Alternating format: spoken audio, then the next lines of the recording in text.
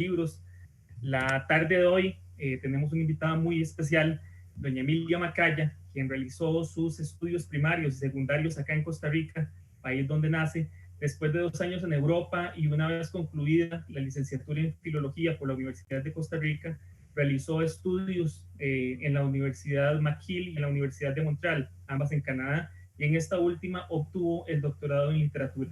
Fue decana de la Facultad de Letras de la Universidad de Costa Rica, casa de estudios en la cual se desempeñó como profesora catedrática en las ramas de literatura griega, las teorías del género y la literatura latinoamericana, miembro de número de la Academia Costarricense de la Lengua, profesora invitada de las universidades de Montreal, Concordia, en Canadá, y de la Universidad de Extremadura en España, profesora emérita de la Universidad de Costa Rica por la Escuela de Filología, Lingüística y Literatura. Recibió el premio Áncora de Literatura entre 1987 y 1988 por la obra narrativa La sombra en el espejo. Otras obras publicadas son Cuando estalla el silencio, un estudio sobre el discurso de la feminidad; Espíritu en carne altiva, acerca de la escritora Yolanda Ureamuno y su obra; y la novela Días de un fin de siglo. El día de hoy presenta con Uruk Editores la novela Más allá del río. Nos acompaña Óscar Castillo, editor de Uruk. En el 83 funda la casa editorial independiente que se inclina por el estímulo a la creación, la producción y la divulgación de bibliodiversidad. Participa en actividades gremiales por medio de la Cámara Costarricense del Libro, ACODERE, la Asociación de Derechos Reprográficos, y HEICA, el grupo de editoriales independientes de Centroamérica. En Uruk ha publicado más de 300 títulos y varias de las obras publicadas han merecido premios nacionales y reconocimientos internacionales. Óscar es uno de los pioneros aquí en la edición. Yo siempre lo he considerado a él, junto con Carlos Aguilar, uno de los ejemplos cuando algunos empezábamos a ver si hacíamos libros y los. Así que es un gusto, pues por acá, Óscar, doña Emilia, un gusto también que nos acompañe. Es un lujo que una escritora como usted esté en el festival, que nos engalane. Bueno, sin más preámbulos, me gustaría dejarlos para que conversen. Muchas gracias. Gracias, Juan. Gracias, Juan. Y muchas gracias a la Librería Internacional por invitarnos a ser parte de este festival, que efectivamente es muy importante para el país y están realizándolo de manera bastante agradable, efectiva y, por lo que he visto, además exitosa. Yo, como editor de Uruk Editores, me siento también complacido de compartir con Emilia Macaya esta tarde, a pesar de que no es frecuente que yo sea contertulio de nuestros escritores, porque prefiero por lo general que sea algún otro escritor, porque así promovemos, por ejemplo, a Emilia, y quizás estaríamos promoviendo a un escritor joven, pero Emilia me insistió en que fuera yo su contertulio y lo consideré muy cortés de parte de ella, y habría sido muy descortés de parte mía insistir en que no quería que así fuera. Así es que, Emilia, buenas tardes y empecemos a hablar de tu obra. Uruk Editores ha publicado con esta novela 2 obras tuyas, pero muy distintas. La primera en el campo del ensayo, con Espíritu en carne altiva, que era una segunda edición revisada y modificada para que pudiera acceder un público más amplio a su lectura. Recuerdo, por cierto, la presentación de ese libro en el Instituto México, que fue una cosa fabulosa, una charla maravillosa que nos diste a todos sobre la vida de Yolanda Ureamuno. ¿Cómo es ese paso, Emilia, del ensayo a la narrativa?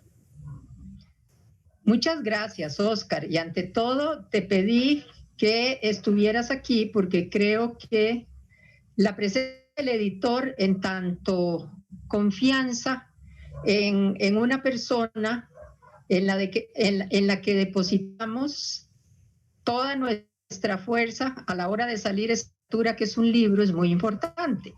Además, tenemos una excelente conversación. Siempre hemos podido conversar muy sabrosamente y lo que quería hoy era que nuestra participación no perdiera ese tono de charla espontánea, saludable, agradable que siempre se da cuando alternamos. Así es que más bien muchas gracias por haberme complacido, Óscar. Es interesante esa pregunta que me haces, ¿por qué del ensayo a la novela o a la narrativa? Yo más bien pensaría, ¿por qué no fue de la narrativa al ensayo? Y te cuento, volviendo casi a la prehistoria de mi vida, que me matriculé en la Escuela de Filología de la Universidad de Costa Rica porque quería ser escritora. Y en ese momento los talleres literarios prácticamente no existían, salvo algunas tímidas iniciativas. De manera que cuando llegué y vi que lo que se ofrecía era la carrera de filología, pues me matriculé porque era lo más parecido a lo que quería hacer. Y ahí caí hipnotizada y fascinada con la docencia, que fue una de las labores maravillosas de mi vida, en la cual solo retribuciones, buenos ratos y compensaciones he tenido. Así es que fue una fortuna que sucediera así. Pero la vida universitaria, sobre todo con esa triple vertiente que siempre tratamos pues de vivir como se nos pedía en la auténtica vivencia académica, que era la investigación, la acción social y la docencia. Era muy difícil escribir narrativa. Es más, la primera obra que escribí, que fueron ese volumen de cuentos al que te referiste, La sombra en el espejo, o a la que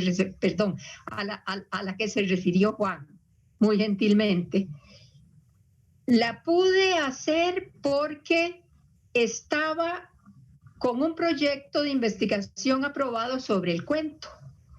Y como una especie también de amable laxitud de fronteras, pedí que como parte de esa investigación, y una vez que la concluyera, me permitieran escribir unos cuentos.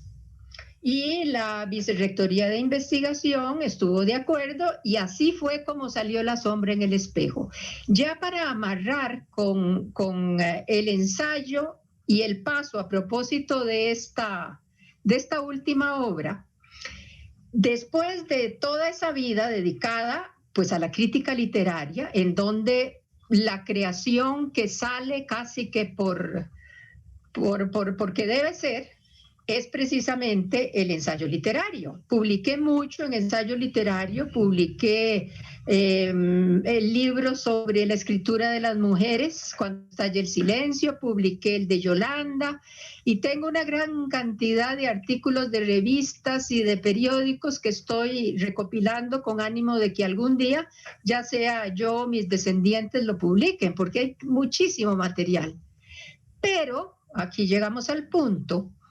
La narrativa, sobre todo la novela, implica no hacer pausas en la escritura de un relato tan extenso como es una novela.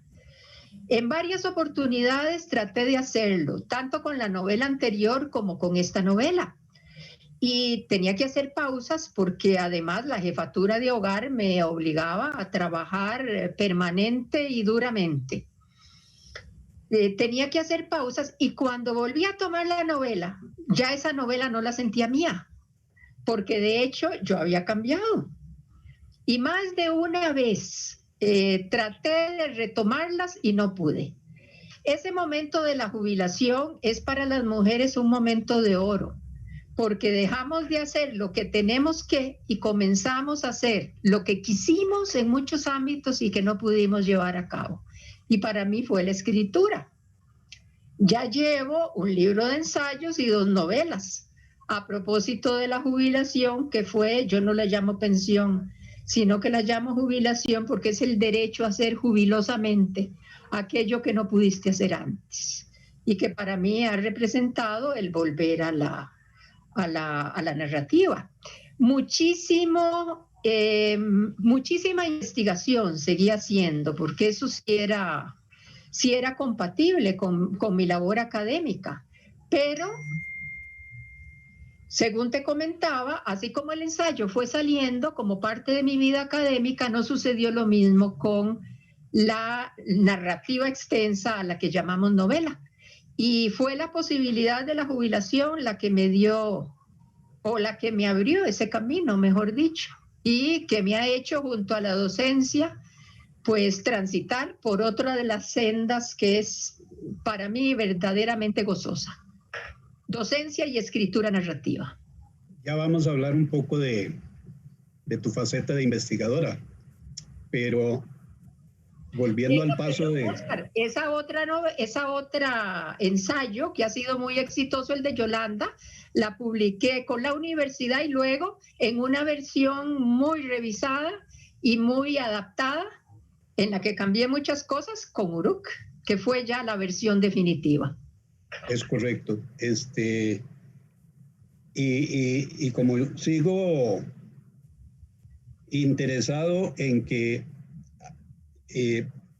tratemos de ubicar ese paso del ensayo a la narrativa, yo cuando recibo una obra para valorar, por lo general leo el primer párrafo y ahí me prejuicio o me encanto con lo que estoy recibiendo. Es un error prejuiciarme, porque ha sucedido a veces que el primer párrafo de una obra que me han presentado es fatal y la obra completa es maravillosa. Pero en este caso, la verdad es que tuve la suerte de encontrarme con un primer párrafo sabrosísimo, que dice: el rayo con chispazo rotundo ilumina el vientre de la noche. Instantes después, un trueno hace vibrar caserones y almas errantes. Al fin se inicia el aguacero. Aquí donde estoy, por cierto, está cayendo un aguacero con viento que por dicha tengo la puerta cerrada. Pero ese primer párrafo a mí me conquistó. Y lo leo para disfrutarlo, porque hoy lo he leído como 7 veces. Y me hace volver a la novela, esta en particular, pensando ¿y de dónde nace? Porque está ubicada en un periodo histórico ya añejo en nuestro país, de los años 55, 56, 57, los tiempos de la lucha contra los filibusteros, los tiempos del gobierno de Juanito Mora. Y evidentemente tu capacidad de investigadora te permite escribir esta obra, pero además, ¿qué te motiva? ¿Por qué esa época? ¿Por qué esa novela? Ante todo, me valgo de tu lectura de este primer párrafo para contar lo siguiente. Muchas personas me preguntan hasta dónde la crítica literaria y la filóloga están presentes en la escritura de la novela. Y bueno, yo debo confesarte que siempre pienso muchísimo los párrafos introductorios, porque son el gancho inicial para el lector y se escribe para el lector. De manera que eso lo tengo muy claro, pero en cuanto a elaboración de la novela, hubo mucha investigación, años de investigación, unas historias que yo guardaba en la memoria, muy anecdóticas, que me hicieron pensar que esa época podía ser interesante, porque primero era poco lo que se había escrito, y luego me llamaba la atención que había como un marco de gloria nacional, con toda razón, alrededor de la gesta de 1856. Pero se hablaba, como decía yo, de los prohombres.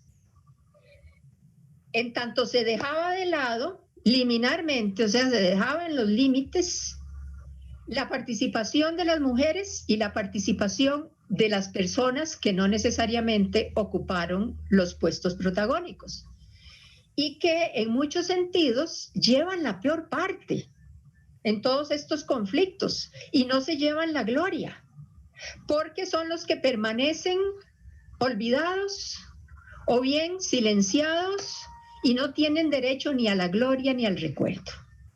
Eso me preocupaba muchísimo.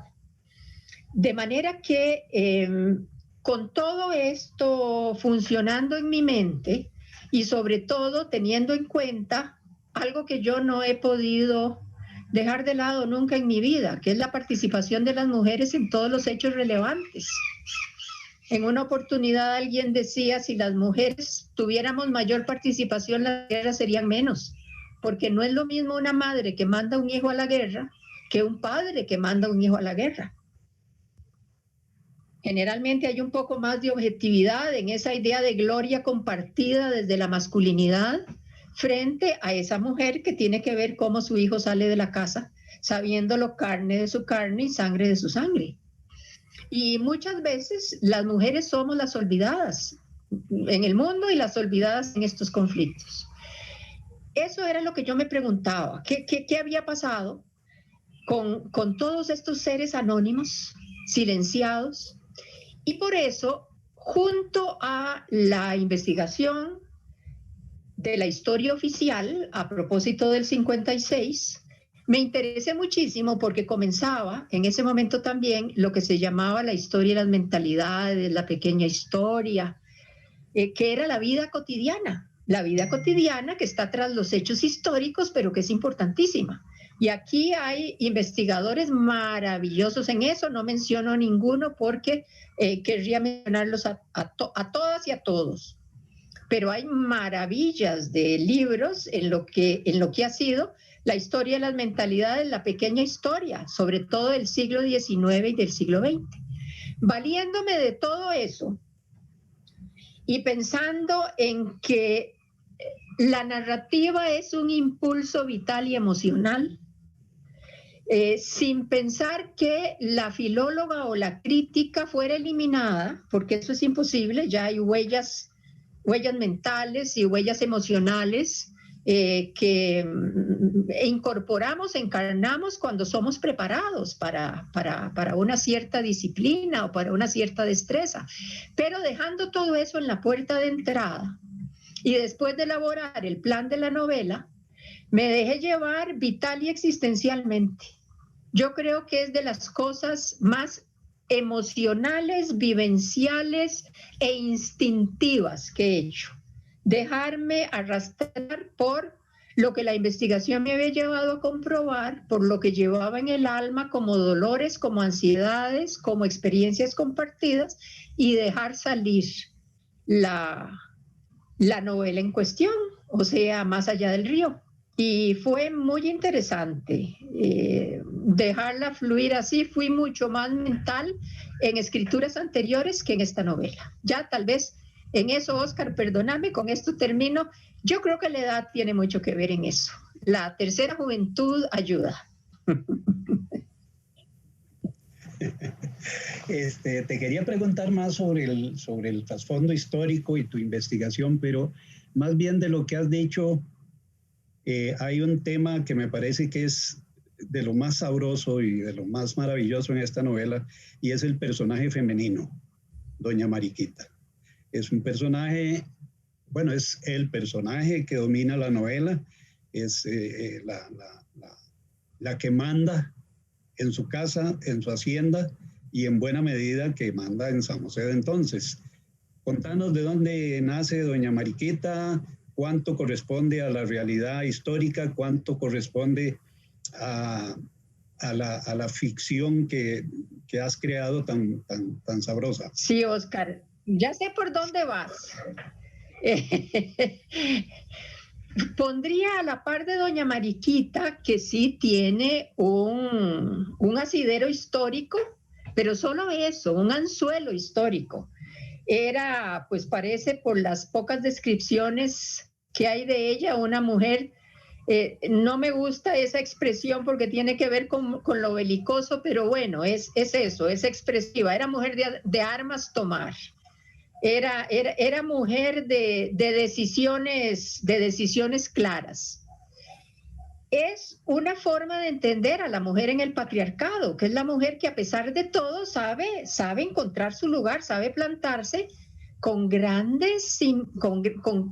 imposibilidades muy marcadas. Porque la misma doña Mariquita, y con todo su bagaje histórico, que era la esposa de un ministro, como se dice allí, pues tiene que bajar la cabeza ante ciertas cosas, a su pesar, pero tiene que bajar la cabeza. Y luego otra mujer que es la silenciada, la doblegada, la dominada, llevada por las circunstancias, y a la que yo adoro como personaje, porque acordate que yo soy lectora ya de mi novela también. Yo la leo como una lectora más, y te debo confesar que amo a Azucena Parrales, precisamente por lo que Azucena Parrales representa, que ha sido el dolor femenino de siglos y milenios. Es que doblegarse, tener que aceptar tantas cosas en silencio, con llanto y sin derecho al reclamo. Yo creo que todas las mujeres llevamos eso en el alma. Y en el siglo XX se ha hecho todavía más fuerte como huella, porque ya no tuvimos que disimularlo, sino defenderlo como principio. De modo que el asidero histórico es esa mujer, el ministro que aparece allí apenas de refilón, que es un patriarca, es que no puede ser otra cosa, es un prohombre, es un ministro, no tiene más remedio que ser un patriarca, y con ciertos detalles por los cuales las mujeres, yo sé que lo mataríamos, pero bueno, así era el juego, así era el juego. Y luego un rum que a mí siempre me encantó como detalle histórico, que es el posible edicto que el presidente que surge después de que le dan el golpe de Estado a Juan Rafael Mora, se dice que manda un edicto de perdón. Él era en realidad un cuñado de Juanito Mora y del general Cañas.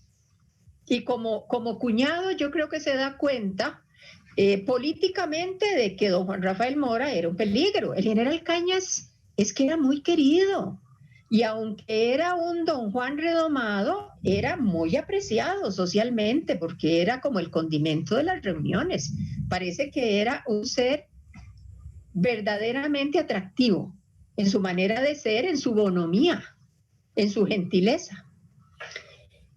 Hay algunos detalles por los cuales uno podría también inferir que podía ser el general Cañas un peligro, puesto que lo habían imaginado como presidente de Nicaragua, para aquella teoría de que Nicaragua fuera una república colchón que protegiera de futuras invasiones y que no los tomara, como decimos nosotros, bueno, en la sorpresa mayor, y que diera tiempo pues a poder reaccionar más adecuadamente.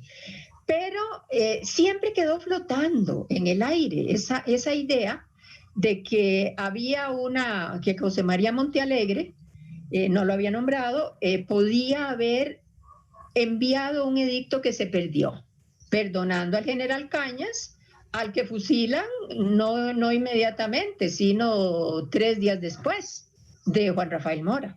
¿Qué pasó con ese edicto? Bueno, la historia lo mantiene como uno de los grandes misterios. Y yo encuentro que es un elemento encantador en la parte de la historia que nos gusta a los novelistas, ¿verdad? Que es precisamente esa parte que está más allá o más acá de las fronteras de la historia oficial. La novela que por cierto no hemos enseñado su portada, y que es esta que les presentamos, es para la colección Zulayom de Uruque Editores, y que por supuesto, perdón, de una vez viene el comercial, la pueden adquirir en la Librería Internacional y en otros lugares, pero ahí está, y quienes la adquieran no se van a arrepentir porque es sabrosísima de leer.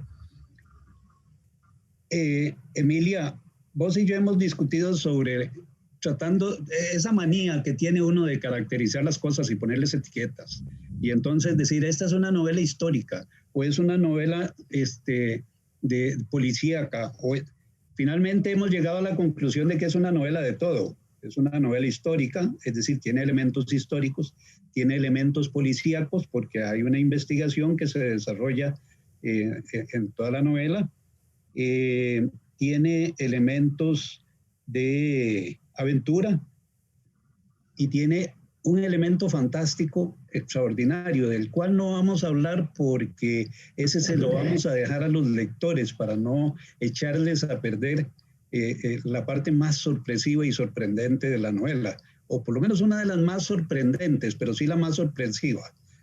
Y también tiene historias de amor, de manera que es inclasificable, pero sí es muy disfrutable. De acuerdo con esto, aunque yo sé que lo que hemos hablado vos y yo sobre tratando de ponerles etiqueta, si te dijera poner etiqueta a tu novela, ¿se la pondrías y cuál? No puedo no puedo, no debo y no quiero. Me parece muy bien. Te lo pongo en las tres vertientes.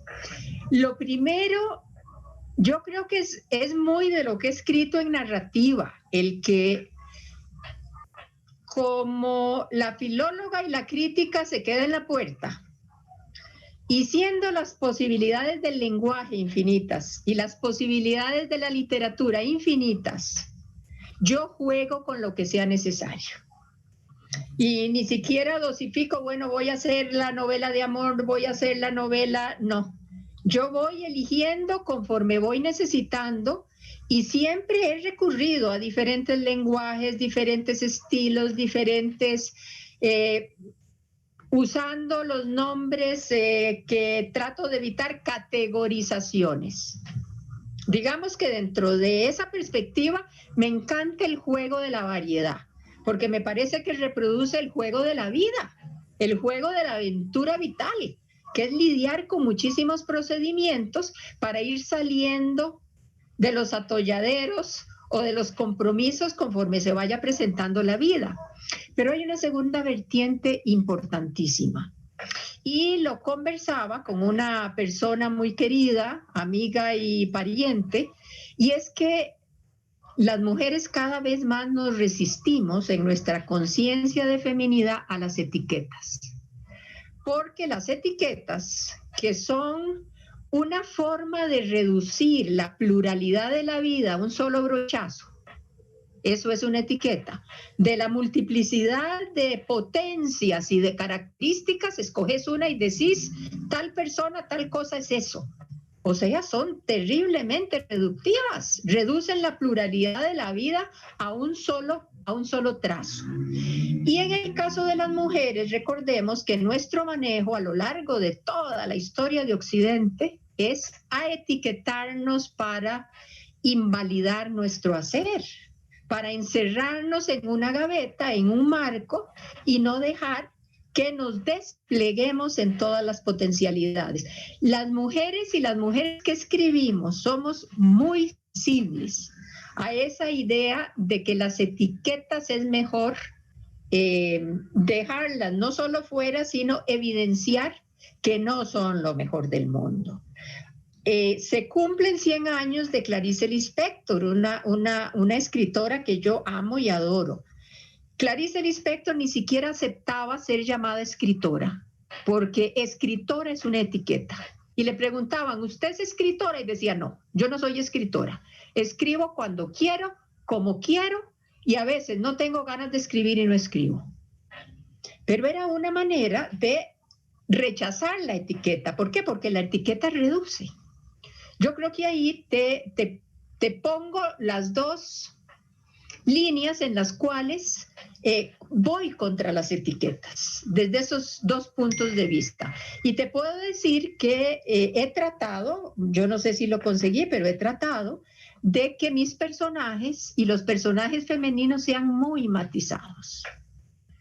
Tengan toda la grandeza del espectro humano de emociones, pensamientos, actitudes, porque creo que eso es lo más rico que tenemos los seres humanos y el mundo al que nos enfrentamos, no perder matices.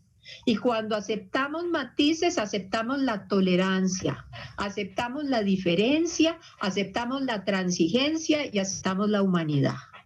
Así es que esa idea de fuera etiquetas es muy vital y de convicción profunda. Excelente. Te acepto la norma de evitar las etiquetas. En la novela, en la vida, que es muy rica, como decís, y muy variada, muy disímil, se dan muchas intrigas. Y en la novela hay intrigas. Contanos de ellas. Las intrigas del poder. Otra de las cosas, yo creo que las mujeres podemos hacer mucho, fuera de fanatismo y de fuera de qué sé yo, de sentidos o de que perseguimos, o de que somos perseguidas, no. Hay una impronta femenina que yo creo que está necesitando el mundo. Y esa impronta femenina también va por ese camino. Nuestra idea, y creo que hemos sido cada vez más insistentes en eso, es una redefinición del poder. Lo que despierta las intrigas y lo que despierta los conflictos es esa ansia de poder como dominio, como exclusión. Si el poder fuera inclusión, caminemos juntos todas las personas, porque haciendo en conjunto cuesta menos y se hace mejor que haciendo en rivalidad. Parece verdad de perogrullo, pero como que no es tan evidente. Y bueno, son los conflictos del poder muy asociados a patriarcado. Y eso es una sangría entre los mismos hombres que practican ese poder. Yo creo que una de las cosas más, ya me mandaron la tormenta para acá, oigan los rayos. Una de las cosas más evidentes en cuanto a ese ejercicio de poder masculino es que los primeros que sufren los efectos son los patriarcas, y lo vimos en el 56. Después del 56 y de que juntos los costarricenses vencimos esto, lo otro, la sangría en la oligarquía fue terrible, había que estar blindado de espalda, porque allí todos se clavaban el puñal por la espalda, en la lucha de poder que se desboca, bueno, que existía siempre, pero con unos acuerdos ahí un tanto, bueno, yo no los califico mejor, acordemos que las etiquetas no van, pero después esa sangría que se desata es terrible entre las familias oligarcas de Costa Rica. Y verdaderamente a mí me causa un dolor terrible. No hay peor lucha que una guerra civil, porque es una lucha entre hermanos. Y no hay peor guerra que la guerra de familia. Es la guerra que más dolor causa, porque es donde menos debería existir, pues todo eso que caracteriza al poder actual, que es la rivalidad, el puñal por la espalda, el ansia de poder como dominio y no como compartir o como colaborar. Yo encuentro que ese poder hay que redefinirlo.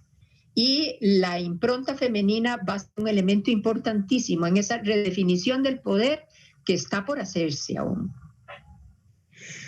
Coincido totalmente. Yo creo que los machos, los hombres en nuestras sociedades tenemos una cultura de la confrontación más más fuerte que la cultura que en el mismo sentido pudieran tener las mujeres. Y hace un rato dijiste algo que es fundamental para entender la manera de vivir y de sentir las guerras de parte de las mujeres y de los hombres. Los hombres sienten con frecuencia, o sentimos, que la guerra nos da la posibilidad del heroísmo. Las mujeres sienten que las guerras les dan la probabilidad del sufrimiento, porque tienen que enviar a sus hijos y ofrecerle a sus hijos a una patria que en el fondo a la mayoría de ellas no les pertenece. A la mayoría de ellas la patria que les pertenece no es esa que está peleándose en las guerras. Hace un rato, perdón que voy a salirme del tema, pero hace un rato en las redes sociales veía un video de militares mexicanos tocando trompetas y demás en parques y en centros comerciales, y que la gente los aplaude porque primero aparece un militar con una trompeta y después se van acercando los demás. Esas cosas que se han puesto de moda y que suelen ser muy emocionantes. Pero esta también me chocó. A mí me chocó porque con esa tendencia que tenemos los costarricenses a rechazar las cosas militares, me pareció que era una manera más bien no de alegrar a la gente, sino de legitimar una organización de la guerra, una organización de la muerte. Y no pude terminar de oír el concierto que estaban dando, que además estaban tocando fatal, tocaban muy mal. Mira, Oscar, sí, no te quiero interrumpir, pero hay algo importante a propósito de eso. Ajá. A ver, adelante. Gracias. Mira que la época actual, yo nunca creí, creo que en algún momento lo comentamos también, nunca creí que la novela cobrara actualidad tan marcadamente en esas dos vertientes. La primera es que no hacemos nada individualmente. Vemos que toda esta famosa pandemia, a lo que apelamos es a la labor conjunta. Una labor que no rivalice, sino que armonice. Y ahora sí, todos los gobiernos y todas las instancias pertinentes nos están diciendo tenemos que caminar juntos, cuando no es esa la tónica, no ha sido esa la tónica del mundo. A lo mejor esta emergencia en la que vivimos nos lleve a valorar el valor de la acción conjunta.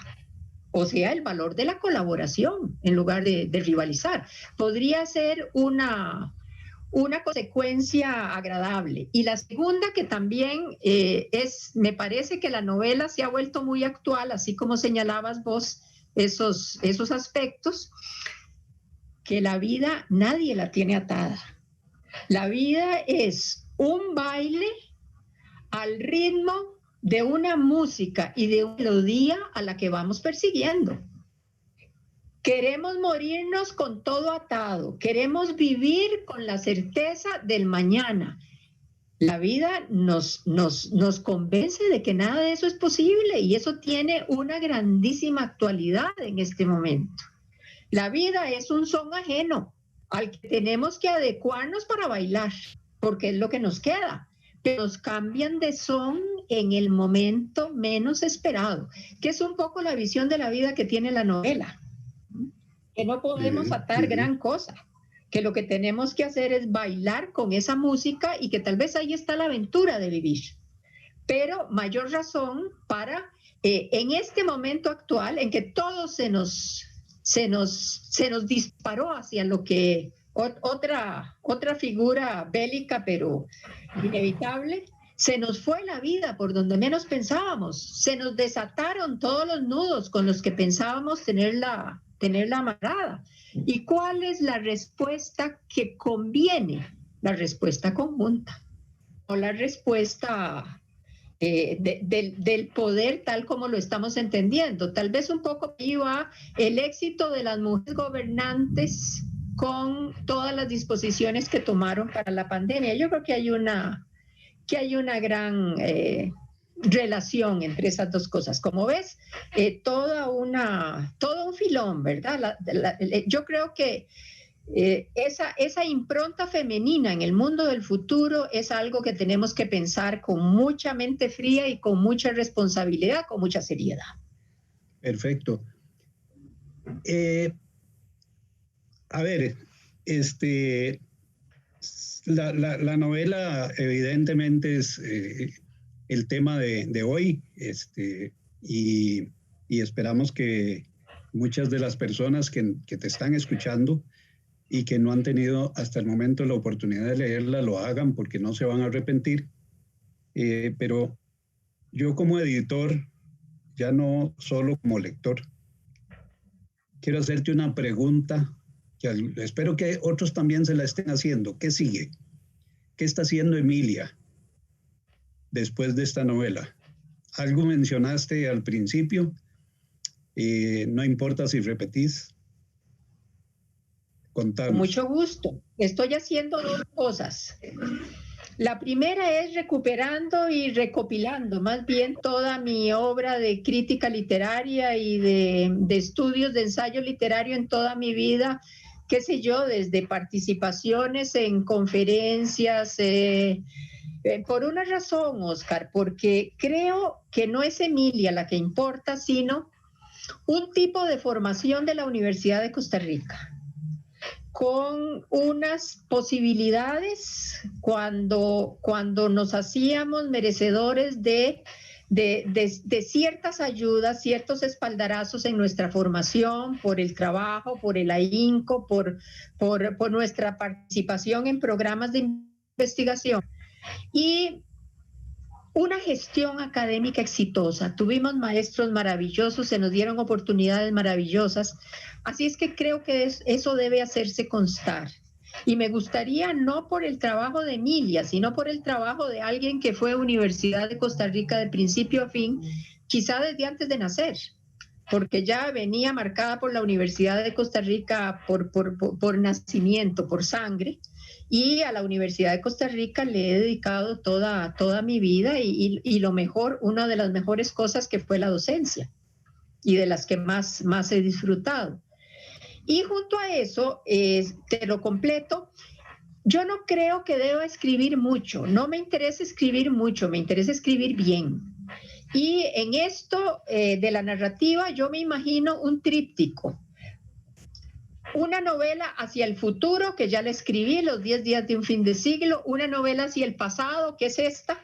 Me falta la novela en el presente, que ya tengo decidido de qué lo voy a hacer, pero me va a implicar una gran investigación, porque puede ser acerca de temas muy sangrientos, muy dolorosos desde la perspectiva de las mujeres, pero que también conviene tomar para sellar ya ciertas cosas sobre las que debemos estar viendo muy directamente, para irles poniendo sellos a través de todas las maneras que podamos utilizar para eso y dar el salto hacia un mundo mejor para las mujeres. Te definís hoy, lo has hecho y otras veces que te he oído comentar, principalmente como docente. Esa es tu pasión de muchos años. La escritora Emilia Macaya es también docente. La escritora Emilia Macaya, que pretende tener mucha emoción humana, no habría podido serlo sin esa lección de humanidad maravillosa, porque es estar viendo vivir, ayudar a vivir y ayudarme a vivir a través de lo que veo y de lo que mis estudiantes me dan. Es una lección de humanidad maravillosa. Yo creo que esa sensibilidad, esa permeabilidad, esa preocupación por lo que somos los seres humanos, que para mí es fundamental a la hora de escribir, no la habría podido afinar y enriquecer tanto si no fuera por toda esa labor conjunta con mis estudiantes y con ese entorno mágico que es una clase. Cómo llevar y traer emociones en el deseo de ser mejores y en el deseo de aprender. Me dice Juan que hay una serie de mensajes para vos que él leería de seguido. Oigámoslos, Juan. Claro, ha estado bastante concurrida la actividad, muy feliz. Por supuesto, es un lujo tener la oportunidad de escuchar a doña Emilia. Y bueno, yo quedé hipnotizado de la lucidez de sus palabras. Es igual que leerla, entonces es muy, muy alegre. Gracias. Hay un montón de comentarios, algunos se los voy a resumir en nombres que por la cercanía y como lo plantean, creo que son muy cercanos. Mercedes Muñoz, Mercedes Solórzano, Gerald Villarta, Pilar Quiroz, Isa Guzmán Payés, le dice grande Memi, qué emoción también ese nuevo proyecto, muy lindo. Ronald Fernández, muy feliz por otro logro más. Dice, no me sorprende, pero está muy feliz. Ana Cristina Castillo, están disfrutando mucho la charla, lo mismo Maritza Castro Salazar, Yanina Umaña Aguilar, Carlos Escalante Macaya, y dos comentarios que se me pasaron por acá y no logro acceder, pero creo que eran de su hermana, porque dijeron felicidades, mi hermano. Ese es gran, mi hermano. Sí, pero sí está bastante concurrido de muchísimos, o sea, ha estado con bastantes corazones en la transmisión, parte de las nuevas dinámicas, que bueno, es bien bonito porque antes, pues en una presentación en vivo, imagínense, ustedes dos, yo no me iba a poner a levantar corazones desde la silla, cuesta mucho, pero bueno, la virtualidad nos permite eso, que todo el mundo interactúe y es bien bonito. Todas esas personas, perdón Juan, saben que tienen mi corazón. Así es un corazonzote grandote en toda la pantalla. Ay, qué bonito. María Macaya, que está enviando una felicidad ahorita en este momento, ¿ves? Cualquiera diría que es familia. María Macaya es mi primita querida María Emilia, que nos llamamos igual, y en la que yo tengo puesta toda la esperanza para dejarla haciendo el loco que yo he hecho y he dejado de hacer en este mundo, cuando yo me vaya. Excelente. Bueno, Juan, supongo que estamos por cerrar. Entonces, yo quiero, antes de despedirme de Emilia y de la Librería Internacional, de Juan y de Diego, leer del mismo prolegómeno que leí hace un rato el primer párrafo, el último párrafo del mismo prolegómeno, que nos sirve efectivamente para cerrar esta conversación. Dice este último párrafo, el primero era de 3 líneas, este que voy a leer de 4 líneas, dice, y los dos muy, muy apropiados para este momento que tenemos tormenta, bueno, ya aquí en Curridabat pasó, pero se la habíamos mandado allá Coronado a Emilia, y seguramente si no ha llegado por ahí, por Rormos, la internacional, les va a llegar. El párrafo dice, otro relámpago y tondo se quiebra en 1000 centellas y termina por acallar las voces. Reina así un silencio de sepulcro que se apodera de las calles, como si el viento hubiera congelado el mundo. Esa es Emilia Macaya, la escritora que sabe hacer literatura y que sabe usar lenguaje literario, además de contarnos historias fabulosas. Muchísimas gracias, Emilia, muchísimas gracias, Librería Internacional, muchísimas gracias, Juan, y muchísimas gracias, Diego. Y buenas tardes a todos los que han estado hoy. Muchas gracias de parte mía, Oscar, Juan, Librería Internacional y todas las personas que nos han acompañado. Muchísimas gracias a ambos, a Oscar, Urug Editores, doña Emilia, qué gusto, un placer, gracias a ambos por ser parte del festival, estamos muy felices, súper importante. Recuerden que Más allá del río, así como otros libros de doña Emilia y del catálogo de Urug, los pueden conseguir en la Librería Internacional y por medio de su página web. Les invitamos a otra actividad que tiene mañana Urug con Carlos Francisco Echeverría a las 3 de la tarde. En unos momentos seguimos con la programación de Hablemos de Libros, el festival. Y bueno, gracias por ser parte del festival, Oscar, doña Emilia, muy feliz y Juan, nos seguimos viendo. Juan, Sí, un temita nada más. claro. Mañana efectivamente tenemos una actividad con Carlos Francisco Echeverría como autor de Uruk, pero hay otra actividad con una escritora que ha sido publicada por Uruk, aunque la actividad no se circunscribe a lo publicado por Uruk, que es Gabriela Alemán, de quien tenemos recientemente el libro. Hemos publicado ya hace año y medio la novela Humo, y ahora hemos publicado el libro de cuentos, La muerte silba un blues, que también lo pueden obtener en la librería internacional. Gracias por recordarme, porque está también con otro autor que además compartimos, con Carlos Cortés. También.